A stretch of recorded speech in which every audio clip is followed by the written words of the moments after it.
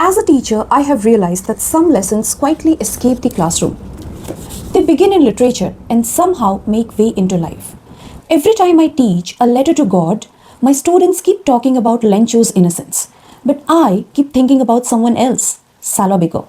Lencho believed that if he wrote a letter to God, he will somehow find the 100 pesos that he desperately needed. And Salabega believed that if he prayed from miles away, his prayers will be heard. Welcome to the next episode of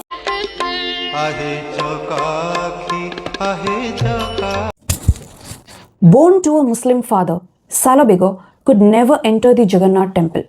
Yet, no one could stop him from loving Jagannath. The only time he could see his Mahaprabhu was during the time of Rath Yatra. 1 year, while returning to Puri for the Rath Yatra, he knew he wouldn't make it in time to have a darshan. But he didn't complain or lose hope. He simply prayed, Mahaprabhu, if my devotion has ever reached you, please wait for me. The auspicious time came. Mangal Aarti happened. The deities in the order of Sudarshana, Balabhadra, Subhadra, and finally Lord Jagannath were ceremoniously carried from the temple sanctum to their respective chariots in a swaying rhythmic procession which is known as Pohandi Bijay. The king of Puri, Gajapati Maharaj, swept the courtyard with a golden broom known as Chhera Pohara, and people pulled the rath. But Jagannath's chariot stood still.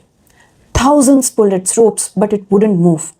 Only when Salabega arrived did the chariot begin its journey again. Maybe that's what both Salabega and Lencho teach us. Faith does not begin when we receive an answer. Faith begins when we choose to believe even before the answer arrives. One wrote a letter to God, another offered a prayer. Both trusted that God was listening, and perhaps He always is.